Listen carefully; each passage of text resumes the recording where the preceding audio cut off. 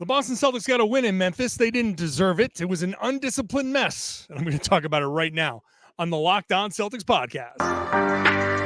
Be ever ready. Recognize the city of champs. Boston, baby, we do what you can't. Locked on number 18, Tatum and Brown, J-team, step back. We gon' wet that and slay teams. Of course, the Celtics, who else could it be? Screaming like KG with the Larry O.B. Karalis above average, assessing the team status. Best daily pod, no cap, salary matching. Clutch like Bird the DJ, keep John on replay. Prime time, dapping up the truth on the sideline. Raining J's, how it started, raising banners, how we finished. Locked on Celtics pod, home of the winners. B. Hey there, welcome back to the Locked On Celtics podcast. It's right here on the Locked On Podcast Network, where it's your team every day, and I got you every day with a free, fresh podcast dropped directly to your device if you subscribe. So make sure you're hitting that subscribe button on whatever app you use to listen to your podcast, or you can watch the show on YouTube. If you're watching the show on YouTube, you'll see I am here at the FedEx Forum in Memphis, where they are ripping up the floor because they got a concert tomorrow. So I don't have that cool basketball backdrop, but here I am at the arena after the Boston Celtics 102-100 win, a game they absolutely did not deserve to win. And that's going to be like the bulk of this podcast. It's a win that feels like a loss. And it was just one of probably the worst game that they've played all year. And that counts the loss to Minnesota. Today's show brought to you by PrizePicks. PrizePicks is the easiest and most exciting way to play daily fantasy sports. Go to prizepicks.com/LockedOnNBA. Use that code LockedOnNBA, all lowercase, for a first deposit match up to $100. So the Celtics didn't look particularly great in this game, and there is some things to like. There are some things to like. So I feel like maybe it's best to just get those out of the way, because it is a win, and that's the first thing to like. They won. And even that I'm on the fence about. I'm on the fence about whether I like the fact that they won. I guess the only thing I can say is there are no style points, and we're not going to go back and judge every win. Nobody goes back at the end of the season and goes to the beginning of the season and goes, oh, wait, no, that wasn't a good win. We shouldn't count that. They all count. Celtics are 11-2. That counts. So it's good that Boston won this game. I'm not going to get it twisted. But, man, there's a piece of me that feels like, it would have felt like, first of all, more appropriate if they had lost, because they didn't play to win this game. They played to just let their talents kind of carry them to a win. It feels like the lesson would have been hammered home a little bit more if they had just played this way and lost. They made some boneheaded plays. They undisciplined. I think that's the overarching theme of this podcast and in the story of the game. Undisciplined. This was undisciplined basketball. I mentioned it to Joe Mazzulla after the game, and he said that's actually a really good way to put it. This was an undisciplined. They did not have the discipline necessary, which to me is that you're not thinking, you're not focused. And when you're not focused because you don't take your opponent seriously enough. Hold on. I'm supposed to be talking about the things I like. A win is a win, and they're 11-2, and they're the best team in the NBA.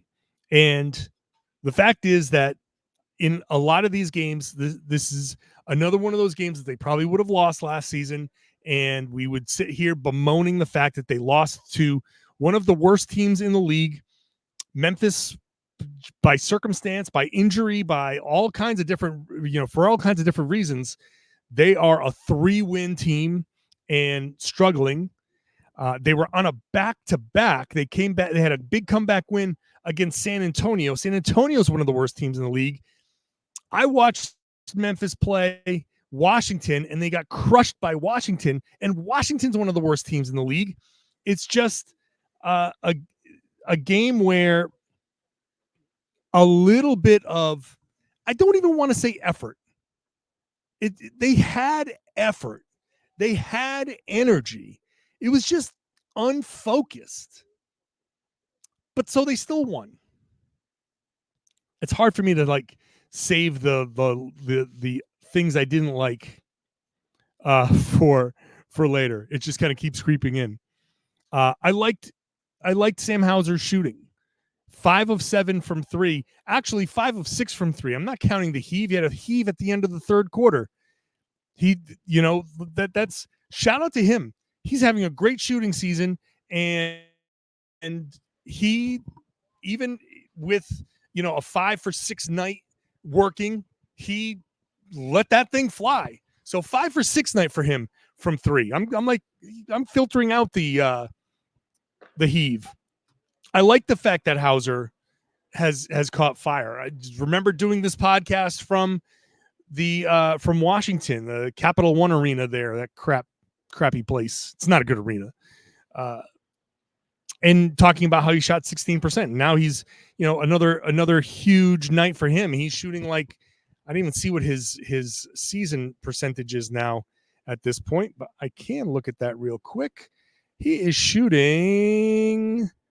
Oh, John, I can't look at that real quick.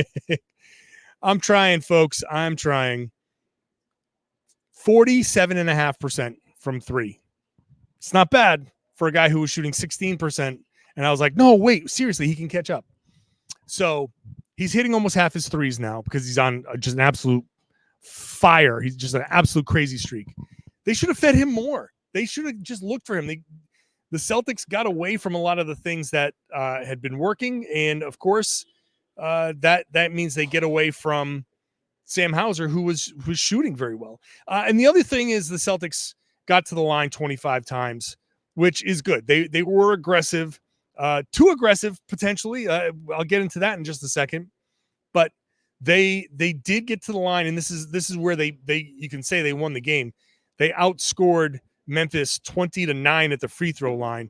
The whistles were outlandish. Like there were so many whistles, so many offensive fouls. Jayson Tatum had 4 offensive fouls. All 4 of his fouls were offensive fouls.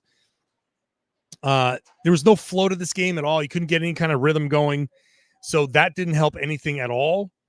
But they did go to the line 25 times. So I shouldn't complain about the whistles because they benefited Boston. That's a good thing. That's where they won the game. All right. That's about it. I can't really get too hyped up about this. They won. Great. That's at the end of the season. It's all about how many wins do you have? How many losses do you have? This is a win. You take it and you move on. As Joe Mazzulla said after the game, I'll take it, but I don't have to be happy about it. And he shouldn't be happy about it. And I'll talk about why he shouldn't be happy about that. Well, maybe, I don't know. I can't say I'm not going to get a little ranty when it comes to this, but we'll pick that up in just a second. First, today's show is brought to you by our good friends at PrizePicks. PrizePicks is daily fantasy made easy because it's you against the projections. You pick 2 to 6 players. And PrizePicks sets the projections, points, rebounds, assists, whatever. You pick more or less. If you're right, you win. If you get all 6 right, you can win up to 25 times your money. So that's really, really cool.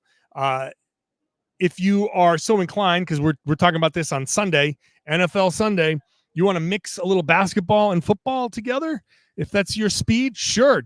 Get into one of these special leagues created specifically for combination projections. So you get 2 more players from different sports, and you can get like touchdown receptions plus 3-pointers made. And, depending on the players you pick, more or less, boom, there you go. And hey, you've got a little insurance as well, because they offer a reboot policy. So your entries stay in play. Even if one of your guys gets hurt, if that guy gets hurt in the first half of the game, doesn't come back in the second half, that player gets rebooted. So PrizePicks is there to help you kind of get a little injury protection. And they're the only daily sports platform, fantasy sports platform with injury insurance policy. So go check out PrizePicks.com/LockedOnNBA. PrizePicks.com/LockedOnNBA. Use the code LockedOnNBA, all lowercase, for a first deposit match up to $100. Go check it out. PrizePicks.com. Daily fantasy sports made easy. Thank you for making Locked On Celtics your first listen every day. Go check out this very cool thing that we've done here at the Locked On Podcast Network. It's the first ever national sports 24/7 streaming channel on YouTube. Locked On Sports Today, 24/7, covering the top stories of the day with local experts of Locked On, plus the national shows that cover every league. Go to Locked On Sports Today on YouTube. Subscribe for the first ever national sports 24/7 streaming channel. All right, let's get back to this, because honestly, this didn't feel like that there was much to be happy about. I'm sorry. Like, maybe it's just we're spoiled. This is a team that's been playing well. They're 11-2. They're the best team in the NBA. And when that's the case, there are expectations. There are expectations here that you expect to be met on a regular basis. Now, to be fair, as Joe Mazzulla said after the game, there's 82 of these things. They're not all going to go great. We all have crappy days at work. Lord knows I've put out my fair share of stinker podcasts where my brain's not working, my mouth's not working. I just can't. I just a lot of like, I get it. We all have crappy days at the office. This was a crappy day at the office. However, my job is to look at what they did and say, was this good or bad? And you want to hear about it. So this was bad. This was bad. At the end of the game, so it's 14 seconds left. Derek White flies in, gets an offensive rebound, and you think, Celtics survive. Gets it to Jayson Tatum. Jrue Holiday cuts down the middle. Tatum kicks it to Holiday, and Holiday blows the dunk. I thought it was blocked, but it wasn't. He just kind of blows the dunk, and the rebound gets tipped out. So he goes in for a dunk with 10 seconds left. Okay. You say, well, if he got fouled there, he would have made 2 free throws. So if he had just made the dunk, it would have been fine. You go up 4, fine. Okay, but you got to make the dunk. Lay it in. Joe Mazzulla said it after the game. Make it or sit there and take the free throws. Those are your 2 options. You cannot miss a layup in that situation. You either hold it or you make that shot. And so you either go up strong, like go up and 2-hand dunk, like you're playing through, like you got to play that with force, right? Finish the game, finish the play. So he doesn't, and he misses, and they get a shot on the other end. And when I saw Santi Aldama, of all people, Santi Aldama, here's a guy that puts in 28 points and was killing Boston. Santi freaking Aldama gets this shot, and I can see it's all slow motion in my head. And you're like, no, slow motion. I'm like, in my head, I'm thinking this is going in. They're going to lose this game because they deserve to lose this game. Like, I was kind of laughing in my seat going, oh, you basketball gods, you're crafty. This was a kind of sneaky one. I didn't see this one coming. But they weren't. They took the Sunday off. That shot that Aldama took absolutely deserved to fall. If we're just playing what should have happened, that shot should have fallen. The Celtics should have, they would have called a timeout and botched the inbound play. Like, there would have been, like, if there's any sort of, justice, that's what would have happened. It didn't happen because Memphis is not very good. And Aldama just missed the shot, and Porzingis makes a good play. I think it was on Zaire Williams afterwards, and blocks the shot, and the game is over. Frantic, crazy, final 10 seconds. I almost couldn't believe what was happening. As it was happening, we're just sitting there like slack-jawed going, what was that? Huh? What? That shot deserved to go in. And so it didn't. The Celtics just played the whole game as if they were just waiting for their talent to kind of take over. They so stubbornly, this is the weirdest thing, all right? This is going to be the weirdest thing I say about the Celtics. They didn't take enough threes.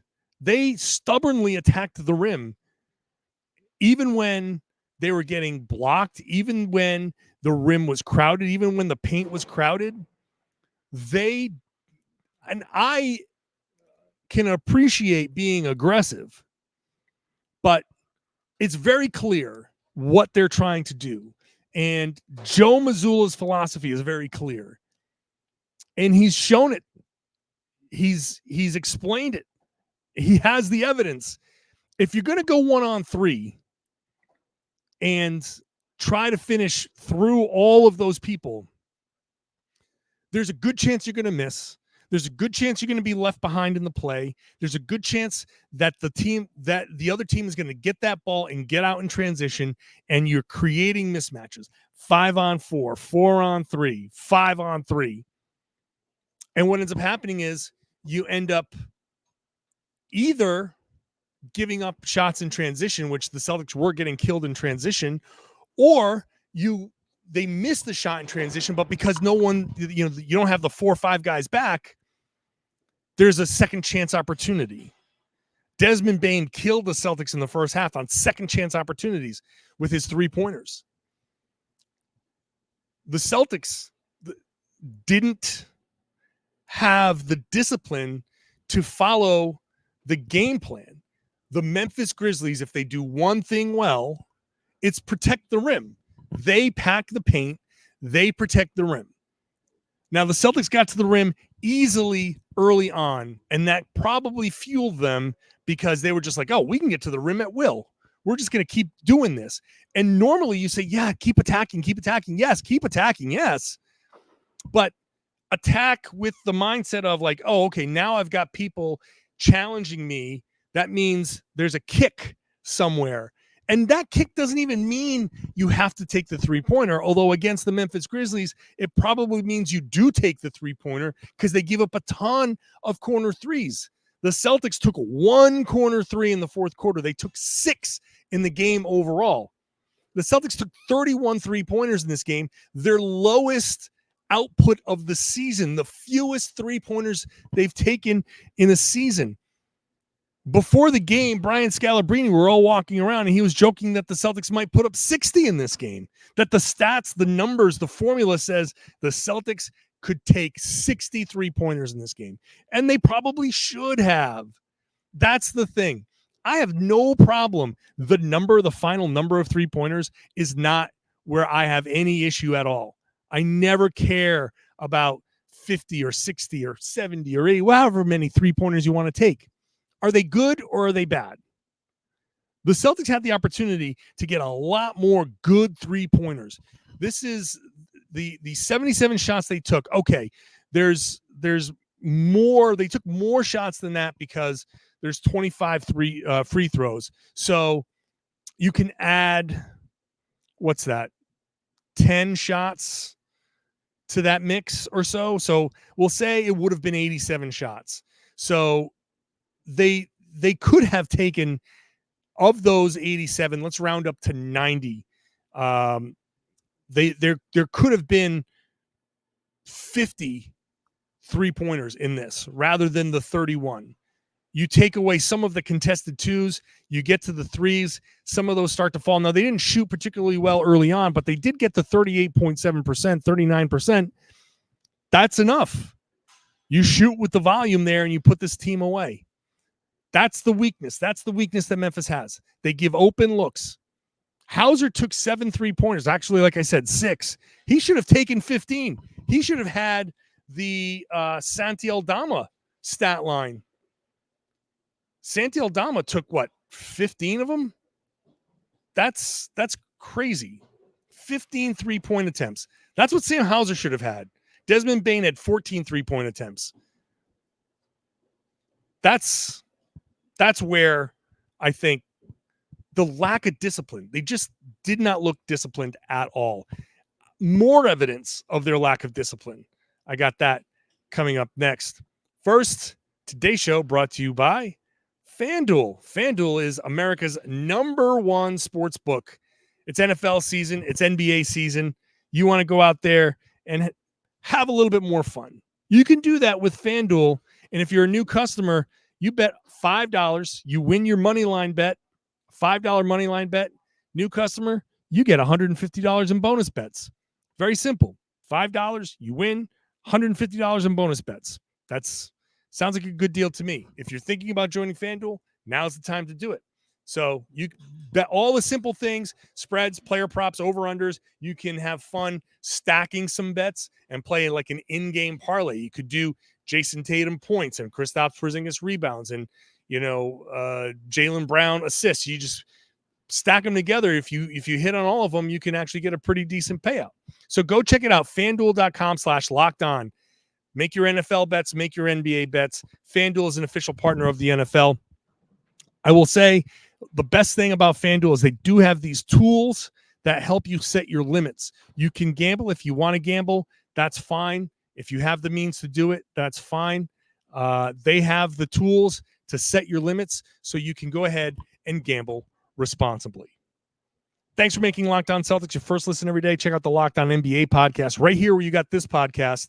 I generally am on Wednesdays. This Wednesday, I think I'm going to have to miss because of travel, but check out the Locked On NBA podcast anyway, because it's always a good time. It's always fun.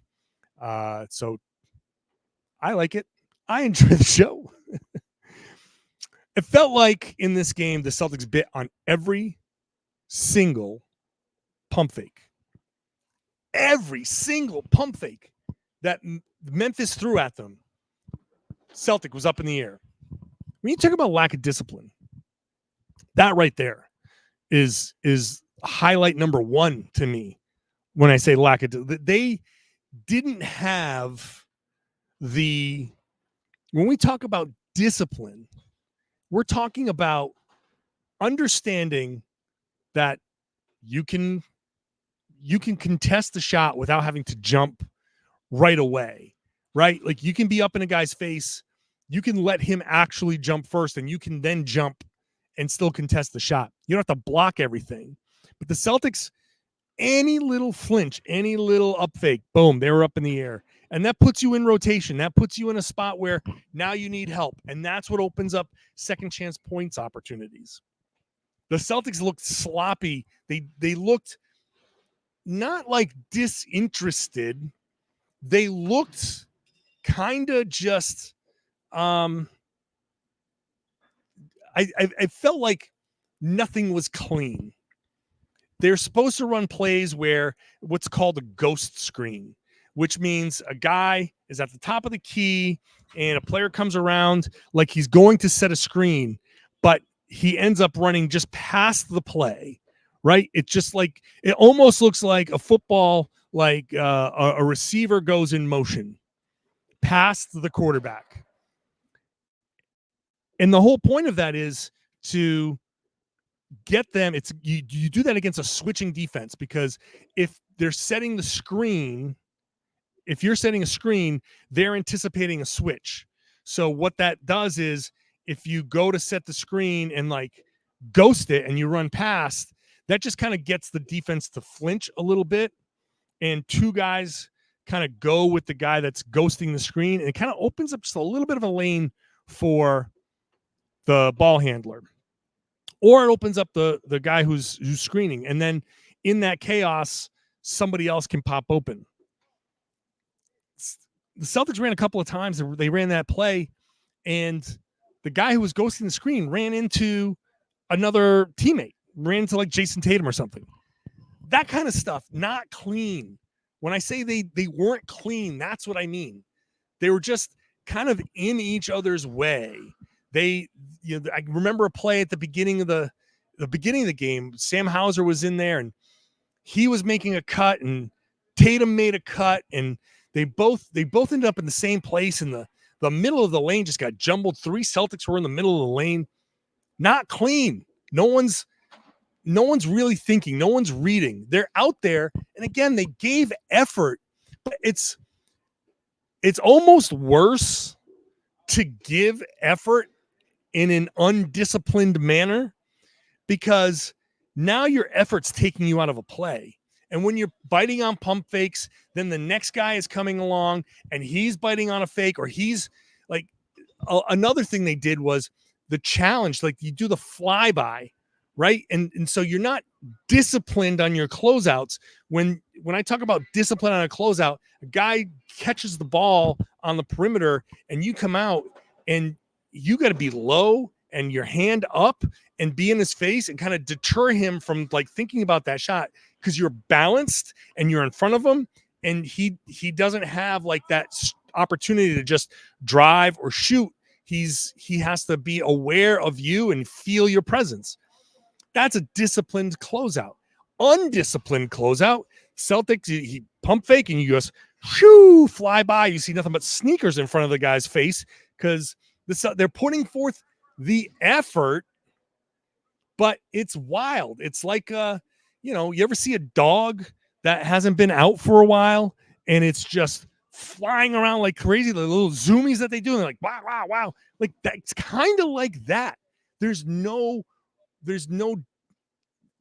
discipline to it to keep you where you're supposed to be. You're just flying by the guy. So now it's a 5-on-4, and the next guy comes along and he's not disciplined and he's jumping. Now it's like a 5-on-3. The first guy's like scrambling back and he's running to a place that he's not supposed to be, and everybody's just kind of frantic.